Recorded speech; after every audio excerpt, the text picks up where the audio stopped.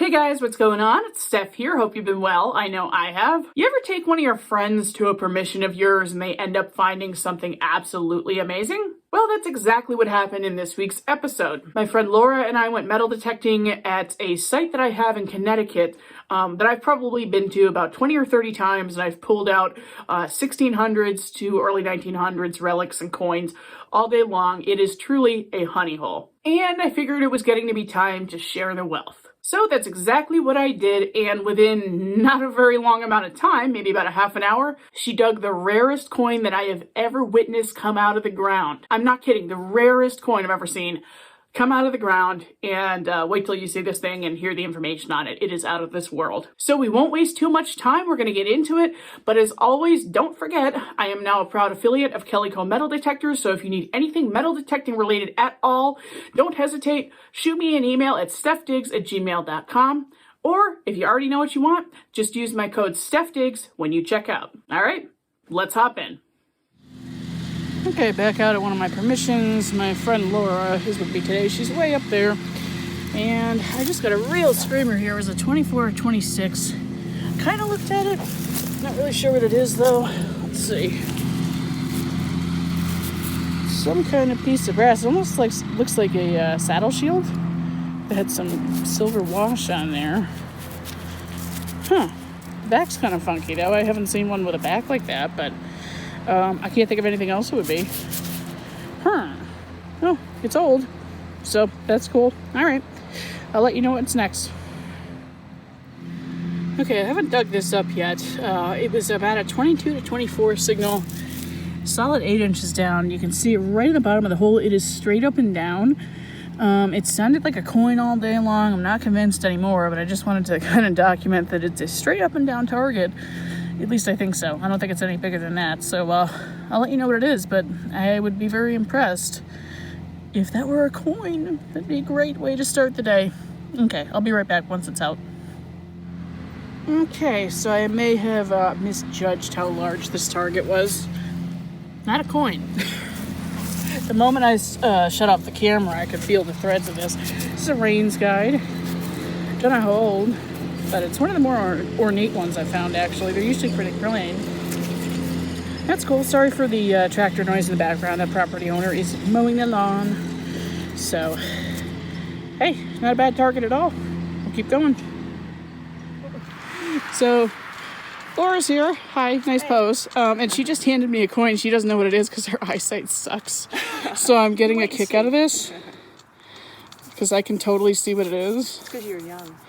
Yeah, well, shut your machine's just crackling away. She's got the Simplex today. Trying to get this in focus here.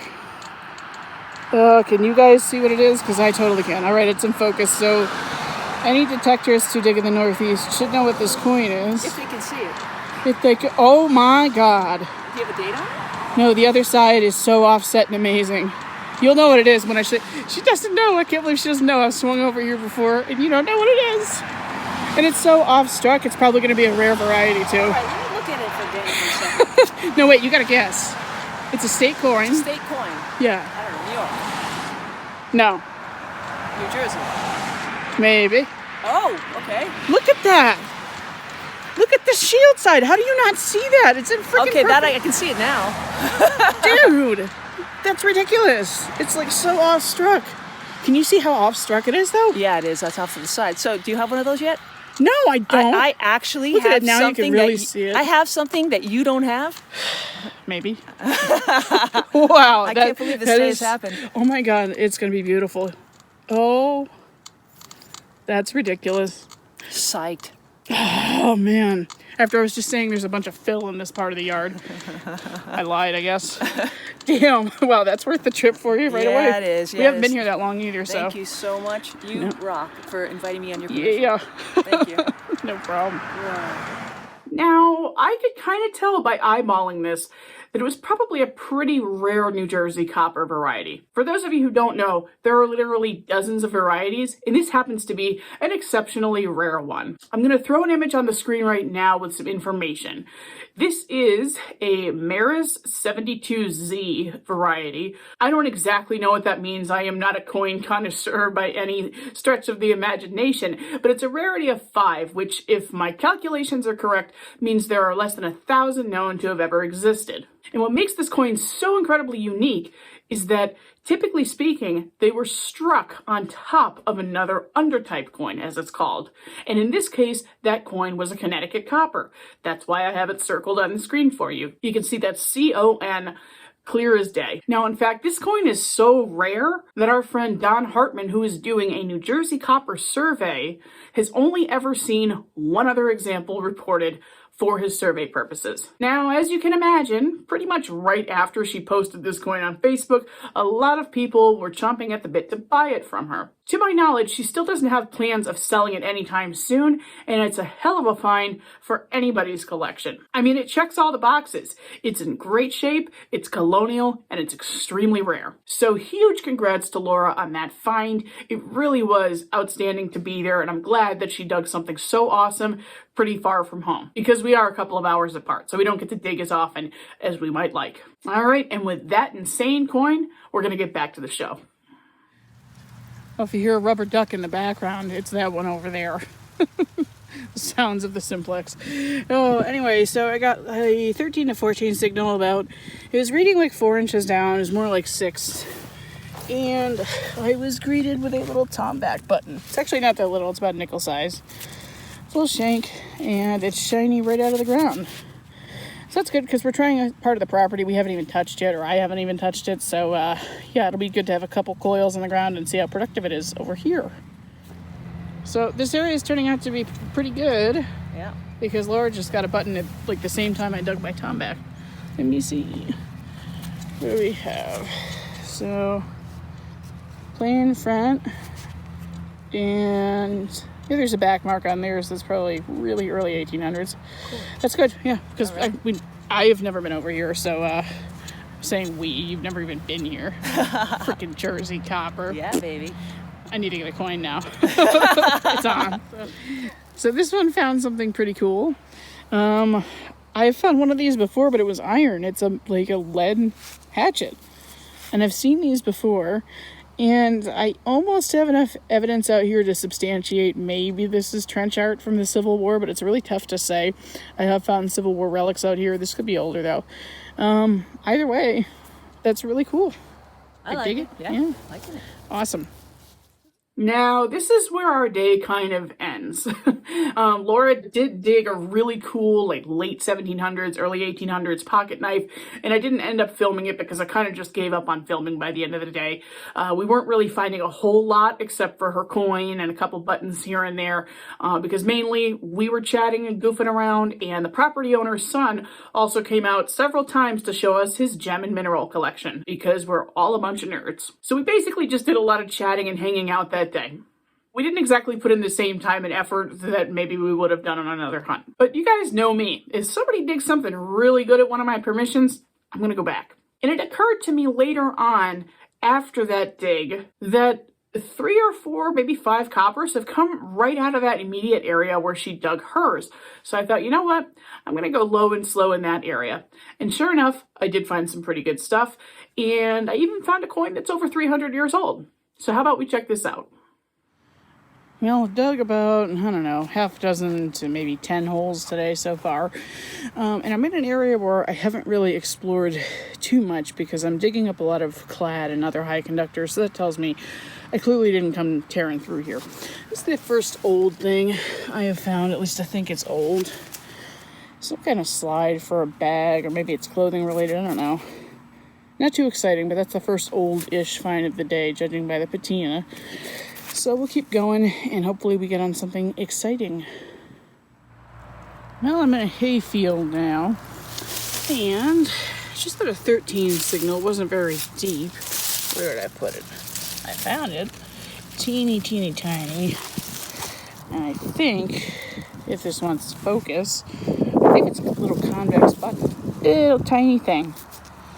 I haven't looked at the back yet, so I can't confirm. Is there a shank? I think there's a shank right there. Let me brush it off. If there's anything on it, I'll come back. Otherwise, not a bad target. Alright. Okay, well, I'm not really sure if this is anything cool, but I figured I'd film it just in case, as always. First of all, got a little bonus shard in the hole, and about 10 inches down there, it's like this big piece of brass. I think it's brass anyway. I haven't got a clue what it is. It's hollow. I don't know. If I figure it out, I'll let you know. But otherwise, you know what to do. Leave me a comment. Let me know. All right. We'll keep moving. I'm working along the edge of the property right here. The road is just beyond that. And I got like a 9 to 13 sort of bouncy signal. It's reading really deep. And I even thought about this before I dug it, because I have dug thimbles that ring super low like that. In fact, I think the first big brass one I ever dug, I believe, was like a 6 or something. Ooh, might be a pattern on the top. I don't know. I'll brush that off and come right back, but that is a great sign. Okay, I brushed it off, and this one's kind of odd. I'm starting to wonder, actually, if it's even a thimble. Maybe it's the top of a lipstick case, actually, now that I think about that. Might be what it is. It has text on the top here. Can't really read what that is, but man, it really looks like a thimble, though. I don't know. It is complete, whatever it is. So I can probably bend the brass back into shape really carefully. I don't know, but I'll be curious to see what that text is. I really can't read it out here. I've been trying for a few minutes, and no dice. But anyway, whoopsies.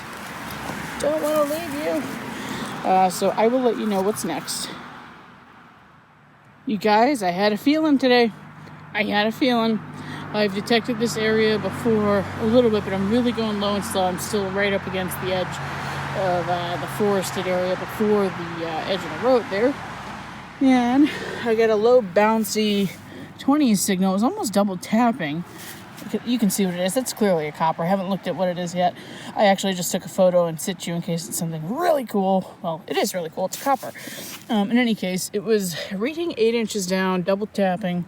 It's about 6, I guess. Let me see. Actually, about 8 inches down. And, I can't wait to see what this is. It's been a while. Oh, it feels so good. Oh, what are we going to be here? Are you going to be wicked slick? What are you? Oh, be something neat. I'm sure it is. I mean, it obviously is.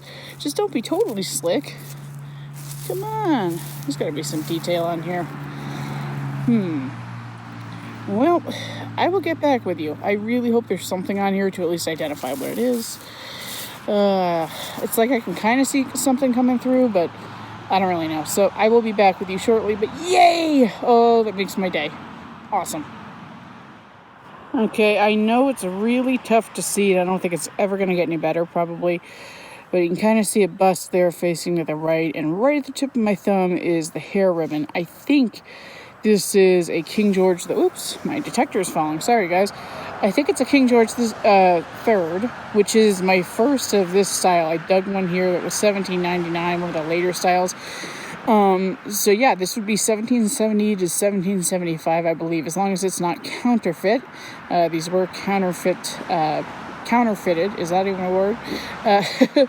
Time and time again. So really nothing coming through on the back. This one is pretty wasted.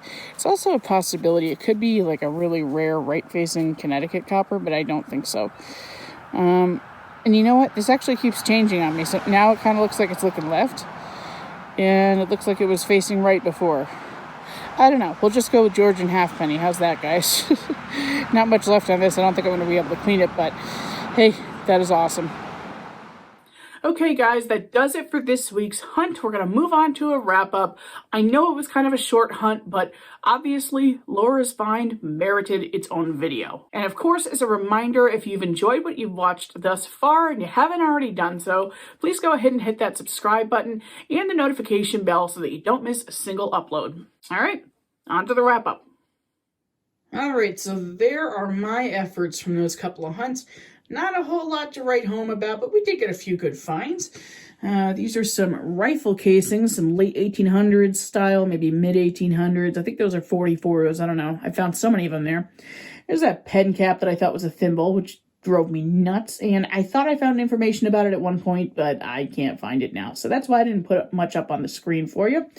Bashed up musket ball. This could actually be, for all I know, this could just be, some lead shot that's more modern. Sometimes it's really hard to tell, but we'll call it a musket ball for now. Why not? This is pretty cool. This is actually in the hole pretty much with that William III, which is right there. We'll get to that. And these bubbles indicate quite some age. I can't imagine that they're any later than mid-1800s, probably even colonial. So that is super cool. And as you guys know, I love to keep my shards, and that totally qualifies. Nice olive green there. Suspender clasp. This is part of a zipper or something. This is just kind of funny. Teeny tiny link of some kind, and it's through a branch. I don't know why I kept that except for the wrap up. That's going to go in the garbage. But hey, you got to film it. This is also funny. I found this the day that Laura was there, and I had found the other half of this maybe a couple of months ago, kind of in the same general area. So this is a beard comb, probably around 1800s. Sometime in the 1800s. I can't exactly pinpoint when. This I thought was cool, but it just turned out that it's actually a window latch or a cabin door latch. The cabin door latch would actually make sense because they have several like chicken coop slash cabins on the property. I'm not even sure what the heck you would call them. And there's even a tiny house on the property, which is pretty cool. So yeah, I thought because of the silver wash and the patina that it was really old, and it's really not. Wham, wham. Same thing with this key. That's not old, but it was a good target. Little tack buckle there. This is a piece of pewter. You can see the edge is rounded. And I was almost thinking like, ooh, maybe it's a counterfeit coin, but I really don't think so. Counterfeiting was pretty popular in the colonial era, even though the price to pay if you were caught was that you would be hanged. So yeah, I'm not really sure if that's a counterfeit coin. I don't think so. It's probably junk, but little end of a harmonica reed there. This massive piece of iron. It kind of looks like a huge musket thumb plate, if one ever such existed. Go like that. But it's about 5 times too big for that. So, I don't know. It was just a target that sounded pretty good. We have our Rains guide, which sounded amazing. Definitely not one of my nicer ones. It's broken up and stuff. But hey, diggers can't be choosers, as I like to say. And some of the better stuff here. Really beautiful tomback. That's that shiny one that I dug with Laura. Super shiny. You can even see the shape of my ring light reflecting in it right now. Shank is intact. And yeah, that's a really nice one. I like that. I'm happy with that. The teeny weeny button in the latter half of the video. Still some silver wash on the inside, and that would have been on the outside as well. But for whatever reason, usually the gilding or wash just ends up staying on the back and not so much the front. But we love it anyway. And obviously, find of those hunts for me was my William III. And you're probably looking at me like I'm crazy right now. But you can see the bust outline here. You can see some lettering on either side. At least I can. But I know what to look for. And the back is pretty wiped. You can kind of see the edge of Britannia right there. And the date would be under here. But naturally, I'm not going to get anything off of that. I could just tell by the obverse that it is a 3rd issue William III, dating it between 1699 to 1701. So nice old coin that's at least 321 years old now. Awesome. Or 320 years old, excuse me. It is 2021 stuff. Hello. Okay. Now, I guess that is a wrap. Well, I hope you guys enjoyed this week's episode. And remember, get out there, save what you can, do what you love. We'll see you next week.